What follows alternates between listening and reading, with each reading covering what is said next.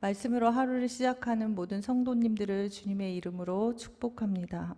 3월 17일 화요일 새벽 말씀 시작하겠습니다. 오늘 하나님께서 우리에게 주신 하나님의 말씀은 에스라 2장 59절부터 70절까지의 말씀입니다. 에스라 2장 59절부터 70절까지의 말씀 저와 함께 읽도록 하겠습니다. 델멜라와 델하르사와 그룹과 앗단과 임멜에서 올라온 자가 있으나 그들의 조상의 가문과 선조가 이스라엘에 속하였는지 밝힐 수 없었더라. 그들은 들라야 자손과 도비야 자손과 느고다 자손이라. 모두 652명이요 제사장 중에는 하바야 자손과 학고스 자손과 바르실레 자손이니 바르실레는 길르앗 사람 바르실레의 딸 중에 한 사람을 아내로 삼고 바르실레의 이름을 따른 자라. 이 사람들은 계보 중에서 자기 이름을 찾아도 얻지 못하므로 그들을 부정하게 여겨 제사장의 직분을 행하지 못하게 하고 방백이 그들에게 명령하여 우림과 둠밈을 가진 제사장이 일어나기 전에는 지성물을 먹지 말라 하였느니라. 온 회중의 합계가 42,360명이요 그 외에 남종과 여종이 7,337명이요 노래하는 남녀가 200명이요 말이 736이요 노새가 245요 낙타가 435요 나귀가 6,720이었더라. 어떤 족장들이 예루살렘에 있는 여호와의 성전터에 이르러 하나님의 전을 그곳에 다시 건축하려고 예물을 기쁘게 드리되 힘 잘하는 대로 공사하는 금고에 드리니 금이 6만 1,000다리기요 은이 5천만에요 제사장의 옷이 100벌이었더라. 이에 제사장들과 레위 사람들과 백성 몇과 노래하는 자들과 문지기들과 느디님 사람이 각자의 성읍에 살았고 이스라엘 무리도 각자의 성읍에 살았더라. 아멘. 바벨론 포로 생활에서 예루살렘으로 돌아온 사건을 시작으로 에스라서는 시작하고 있습니다. 바벨론의 포로로 잡혀갔던 이스라엘 사람들이 1차, 2차, 3차에 걸쳐서 다시 예루살렘으로 돌아오게 됩니다. 에스라서 앞부분은 1차로 스룹바벨을 중심으로 해서 이스라엘로 다시 예루살렘으로 다시 돌아온 그 사람들의 이야기로 지금 시작하고 있습니다. 2장은 1차로 귀환한 사람들의 명단을 시작함으로 그들의 명단을 쭉 나열하고 있습니다. 그래서 첫 번째로 가문별로 그들의 이름을 나열하고 있고 또 그 뒤로는 제사장과 레위인들의 명단이 기록되고 있습니다. 그리고 또 그 뒤에는 성전에서 봉사하는 자들의 명단이 나와 있습니다. 오늘 우리가 읽은 말씀에는 좀 특이한 사람들의 명단을 하나님께서 성경에 기록하도록 그렇게 하신 것을 볼 수 있습니다. 오늘 59절의 말씀에 보면 그들의 조상의 가문과 선조가 이스라엘에 속하였는지 밝힐 수 없는 이들이 있다라고 그렇게 우리에게 전하고 있습니다. 이 사람들은 바벨론의 어느 땅 한 부분에서 살아가고 있던 유대인들을 말하고 있는 것입니다. 그들은 이스라엘의 자손으로 여겨지기는 했지만 자신들의 족보를 가지고 자신들이 어느 가문인지 정확히 나타낼 수 없는 소속을 정확하게 밝힐 수 없는 그러한 이스라엘의 사람들이었습니다. 그리고 또 61절 말씀에 보면 이상한 표현을 하고 있습니다. 제사장에 속한 자들인지 알 수 없는 제사장. 제사장에 속하였는지 알 수 없는 제사장이라고 그렇게 나타나고 있죠. 그들은 제사장이긴 했지만 제사장의 역할을 제대로 감당하지 못하고 그 일을 행하지 못하는 이름만 가지고 있는 제사장들이었습니다. 이스라엘 사람들 그들을 부정하게 여겨서 제사장 직분을 그들에게 허락하지 않았습니다. 그래서 그들에게는 지성물을 먹을 수 없게 되었고, 또 제사장만이 들어갈 수 있는 거룩한 곳에도 그들은 들어가지 못하게 되었습니다. 겉으로 보면 그들은 제사장의 역할을 하지 않는 그러한 이름만 가지고 있는 제사장이었습니다. 제사장직을 행하지 못하는 이름뿐인 제사장들, 또 이스라엘 자손으로 여겨지기는 했지만 그들의 뿌리를 알 수 없는 자들, 우리나라 말로 쉽게 표현하자면 근본을 알 수 없는 사람들인 것이죠. 그런데 그런 사람에도 불구하고 하나님께서 당신의 말씀을 기록하는 성경에 그들의 명단을, 그들의 이름을 올린 까닭은 그럼 과연 무엇이었을까? 하나님께서는 그들의 마음을 보신 것입니다.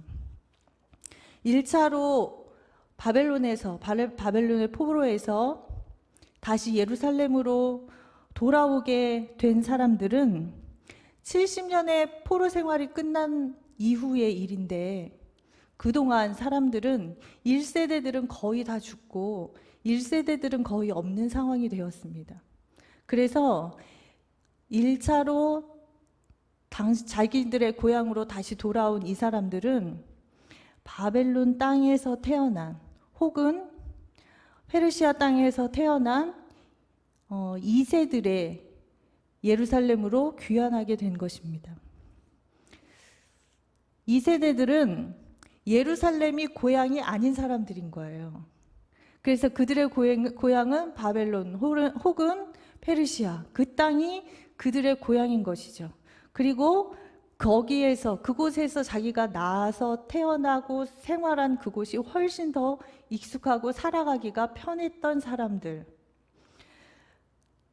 그리고 비록 그들이 포로였지만 그렇게 힘들지 않았기 때문에 바벨론의 삶이 더 안정적이었던 사람들, 그런 사람들이었습니다. 그럼에도 불구하고 예루살렘으로 돌아온 자들의 목적이 있었습니다. 그들의 목적은 단 하나였습니다. 그것은 바로 하나님의 성전을 다시 짓고자 하는 마음인 것이죠. 자기들이 익숙한 곳을 떠나서 우리 부모의 고향으로 돌아가는 것, 아니면 그들은 마음속에 이미 우리 부모의 고향이 나의 고향이다라고 이미 그렇게 생각했을 수도 있습니다.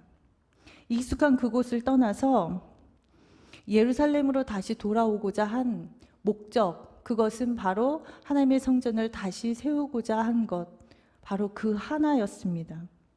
그들은 예루살렘으로 돌아와서 성전을 다시 회복하는 일, 또 그곳에서 하나님을 예배함으로 예배가 회복되는 일, 또 하나님의 나라가 온전히 회복되는 일만을 목적을 가지고 온전히 그것을 위하여서 예루살렘으로 다시 돌아온 사람들입니다.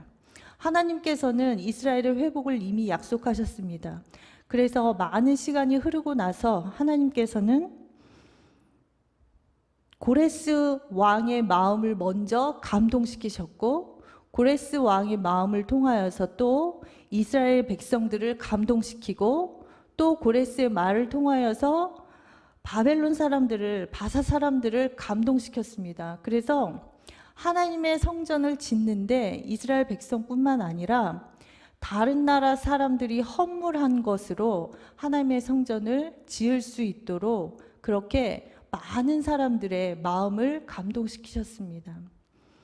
모든 역사의 주인은 바로 하나님이십니다.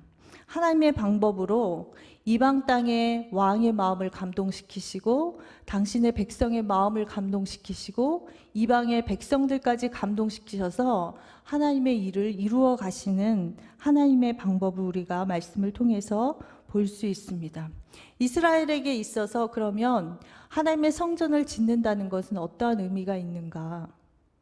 우리는 단순히 건물을 짓는 것이라고 생각하면 안 됩니다. 건물을 짓는 것 이상의 의미를 가지고 있습니다. 그것은 어떠한 것이냐면 하나님의 집에서 하나님이 임재하시는, 하나님이 계시는 그곳에서 하나님을 향한 온전한 예배의 회복을 상징하는 것입니다. 하나님의 성전을 이루는 것은, 새롭게 짓는 것은 그러한 의미를 가지고 있습니다.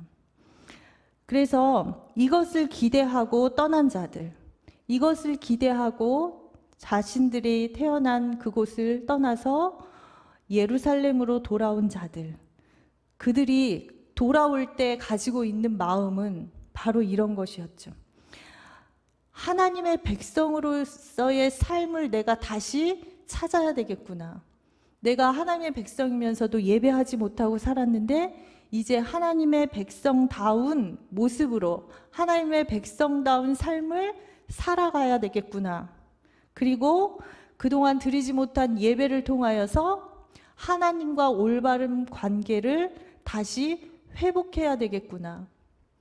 내가 하나님의 백성으로 온전한 모습으로 살아가기를 기대하는 그러한 마음을 가지고 예루살렘으로 돌아온 것입니다. 그렇기 때문에 하나님께서 이렇게 잘 인정받지 못하고 제사장이면서도 그 직을 행하지 못하는 사람들임에도 불구하고 그들의 이름을, 오늘 하나님의 말씀을 적는 성경 안에 그들의 이름을 올리신 것을 우리가 볼 수 있죠.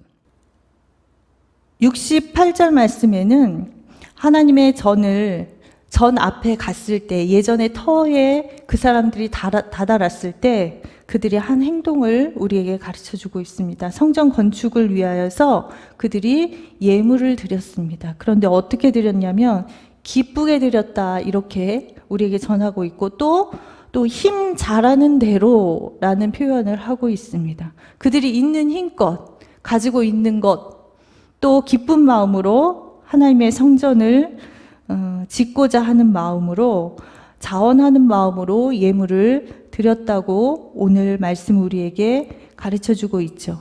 그들이 가지고 있는 금, 은, 또 심지어는 제사장의 옷까지도 그들이 하나님께 헌물로 드린 것을 우리가 볼 수 있습니다. 다윗이 성전을 질 때에 드렸던 헌물과는 양적으로 비교할 수도 없지만, 양적으로는 너무나 터무니없이 적은 것이지만 하나님께서는 그들의 상황과 그들의 마음과 그들의 간절함을 보시고 그 예물을 기쁘게 받으신 줄로 믿습니다. 또 70절 말씀에는 제사장들, 또 레위 사람들, 노래하는 자들, 문지기들이라는 단어가 나옵니다. 우리가 이 단어를 통하여서 성전을 얼마나 고대했는지 그들의 마음을 알 수 있습니다.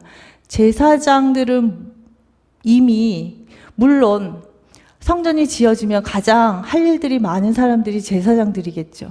예배를 해야 되고, 또 레위 사람들은 성전에서 봉사하는 사람들로서 그 일을 감당해야 하고, 그런데 여기에 보면 노래하는 자들이라고 표현하고 있습니다. 하나님의 전이 다 지어졌을 때 그곳에서 하나님의 성우를 찬양하는, 노래하는 자들로 헌신하는 그 마음을 가진 자들이 이곳에 같이 동참하게 된 것이죠. 그리고 심지어는 문지기라는 표현을 하고 있는데, 하나님의 성전이 다 지어졌을 때 성전 문 앞에서 성전의 출입을 관리하는 일을 맡은 자들까지도 다 준비하는 마음으로 예루살렘으로 다시 돌아온 것을 우리가 볼 수 있습니다. 이렇게 철저하게 자기들의 은사와 또 자기들의 달란트를 가지고 주님의 성전을 세우고, 또 성전에서 봉사하고 말씀을 회복하고 또 예배를 회복하는 일에 자기의 모든 것을 헌신하기로 다짐하는 마음으로 그들은 그 예루살렘으로 다시 오는 그 귀환길에 오른 것입니다. 우리는 요즘 코로나19로 인하여서 성전에서 예배드릴 수 없는 상황에 처해 있습니다. 이스라엘 백성이 70년 포로 생활 동안 그들의 하나님의 전에서 예배하지 못하는 상황과 어떻게 보면 우리의 상황이 비슷하다고도 할 수 있겠습니다. 우리는 이 상황을 안타까워만 하지 않았으면 좋겠습니다. 그리고 우리의 상황을 다시 돌아보고, 내가 주의 전에서 예배하는 것이 얼마나 기쁨이었는지 잘 깨닫게 되는 시간이 되기를 간절히 소망합니다. 며칠 전에 한 집사님을 만나 뵙게 되었습니다. 그런데 그 집사님이 이렇게 말씀하시는 거예요. 너무도 당연하게 생각했던 것이 이렇게 소중한지 몰랐다라고 말씀하시더라고요. 교회에서 예배하는 걸 너무 당연하게 생각했는데 교회에서 예배하지 못하는 게 너무도 안타깝고 우리가 그동안에 얼마나 큰 행복을 누렸던가 이렇게 말씀하시는 거예요. 또 제가 아는 한 목사님은 기운이 쭉 빠져가지고 계시더라고요. 예배를 하지 못하니까 기운이 없대요. 그러면서 아침에 출근해서 나오면 시간 나는 대로 그저 본당에 올라와서 당신은 기도를 하신다라는 말씀을 제가 전해 들었습니다. 우리가 지금은 하나님의 전에서 예배하지 못하는 상황이 되었지만 우리가 그동안에 주의 전에서 예배할 수 있었다는 것, 그것이 얼마나 큰 행복이고 큰 축복이었는지를 다시 한번 우리가 깨닫게 되는, 하나님께 감사하게 되는 그러한 시간이 되기를 간절히 축복합니다. 그리고 우리의 예배에 정말 하나님을 향한 간절함이 있었는지, 또 내가 하나님께 온전히 나의 삶을 드리고 나의 시간과 정성을 들여서 온전하게 주님께 예배하는 삶으로, 또 예배하는 마음으로 주님을 예배했는지 그렇게 우리를 되돌아보아야 할 줄로 믿습니다. 이스라엘 백성은 우선순위를 가장 먼저 예배의 회복으로 두었습니다. 그 이유는 예배가 회복되면 우리의 모든 것이 다 제자리를 찾아갈 수 있기 때문입니다. 우리의 삶 가운데 우리의 진정한 예배가 회복될 수 있기를 간절히 축복합니다. 그리고 이렇게 예배할 수 없는 상황이 되었는데 만약에 혹시라도 나의 삶에 아무 문제가 없다, 나는 교회 가지 않으니까 너무나 시간이 많고 편하다라고 혹시 느끼신다면 분명히 영적으로 문제가 있습니다. 예배하지 못함이 우리 가운데 안타까움이어야 하고, 또 예배하지 못함이 하나님을 더 갈급하게 찾아야 되는 그러한 때가 되어야 합니다. 그래서 우리가 각자 처한 그곳에서 하나님을 온전히 예배하는 모든 갈릴리 식구들이 될 수 있기를 간절히 축복합니다. 다 같이 기도하겠습니다. 하나님 감사합니다. 이 어려운 시기를 지나고 있지만 우리에게 예배를 다시 생각하게 하시니 감사합니다. 주님, 우리의 예배 가운데 간절함이 있게 하여 주시옵소서. 우리의 예배 가운데 하나님의 임재를 바라며 나 자신을 주님께 드림이 있게 하여 주시옵소서. 또 주님의 전을 밟을 때마다 성전에서 흐르는 생수가 우리의 삶에, 우리의 가정에, 우리의 자녀들에게, 우리의 사업장과 우리의 직장에 흘러 넘치게 하여 주시옵소서. 성전에서 흐르는 그 생수가 우리의 삶에 넘쳐서 우리의 삶이 생기를 찾게 하시고 능력 있는 삶으로 그리스도인됨을 나타내며 하나님의 자녀됨을 보이게 하여 주시옵소서. 우리 가운데 예배가 회복되기를 간절히 소망합니다. 예배 가운데 살아계신 하나님을 늘 만나게 하여 주시옵소서.